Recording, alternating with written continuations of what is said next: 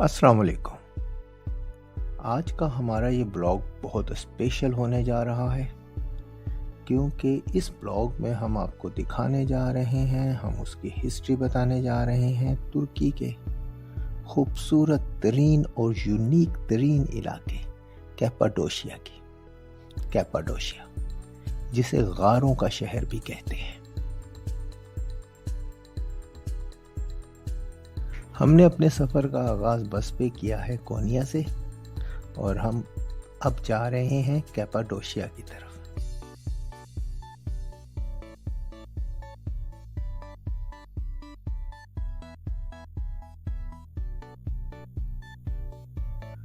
आप जैसे ही कैपाडोशिया में इंटर होते हैं, आपको सड़क के दोनों तरफ हर तरफ फैले हुए छोटे छोटे पहाड़ों पे हजारों की तादाद में गारें नजर आती हैं। ऐसी गारें जिन्हें देख के गुमान होता है कि ये इंसानी हाथों से तराशी गई हैं, अगरचे ऐसा बिल्कुल नहीं है।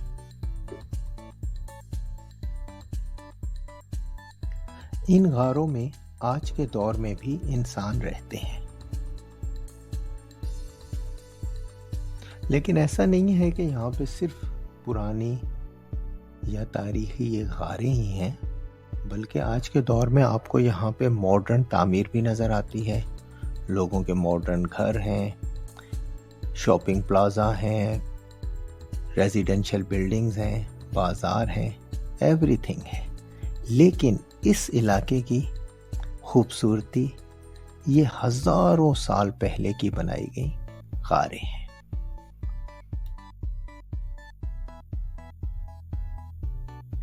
अब सवाल ये पैदा होता है कि ये लोगों ने गारें बनाई क्यों, इसकी वजह क्या थी? तो ऐसा बिल्कुल नहीं है कि ये लोगों ने हाथों से गारें बनाई हों, यानी ये ऐसा नहीं है कि पहाड़ों को तराश के गारें बनाई गई हों। एक्चुअल में कहते हैं कि ये हज़ारों साल पहले ज़मीन में जो इर्तिका होता है उसकी वजह से वजूद में आई। यानी तारीख बताती है कि ये इलाका नर्म आतिशफिशा चट्टानों का एरिया था, यानी छोटे पहाड़ थे नर्म मिट्टी पे जो कि मुश्तमिल थे और उनमें आतिशफिशा की जो वो बेसिक क्वालिटी कह लें वो थी। जब वो आतिशफिशा फटता है तो इसमें इन छोटे पहाड़ों में ये सुराख कर देता है। वो सुराख बाद में इंसानों ने उनको एज अ गार इस्तेमाल किया और अपनी रिहाइश के लिए इस्तेमाल किया। अच्छा, ये इलाका कब और किस दौर में इन गारों में कन्वर्ट होता है, इसका जो है जवाब आर्कियोलॉजी देती है और उससे पता चलता है कि ये प्री हिस्टोरिक एरिया का वाक़या है, प्री हिस्टोरिक दौर का वाक़या है। यानी उस दौर को पत्थर का दौर भी कहते हैं, स्टोन एज भी कहते हैं। इंसानी ज़िंदगी के आसार इस इलाके में हित्ताइत एम्पायर के दौर से मिलते हैं और ये जो हित्ताइत एम्पायर थी इसका दौर तकरीबन 1000 साल पहले है अलेक्जेंडर द ग्रेट से का जो दौर था, या दूसरे लफ्ज़ों में हज़रत ईसा अलैहिस्सलाम के अराइवल से ये हज़ारों साल पुरानी तारीख है।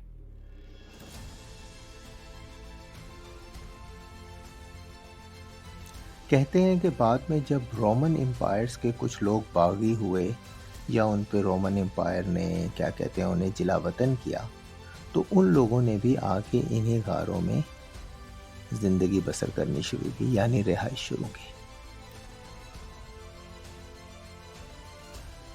बाद में जब ग्रेट सल्जूक्स ने अनातोलिया पे कब्ज़ा किया या अनातोलिया को फतह किया, तो ये इलाका भी थोड़े अरसे बाद उनके अंडर कंट्रोल आ जाता है। इस तरह ये पहली बार मुसलमानों के अंडर कंट्रोल आता है।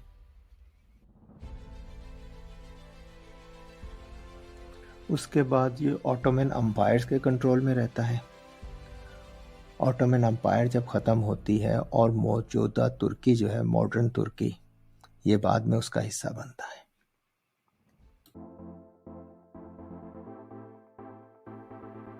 اور آج کی تاریخ میں یہ موجودہ ماڈرن ترکی کا ایک خوبصورت ترین علاقہ ہے۔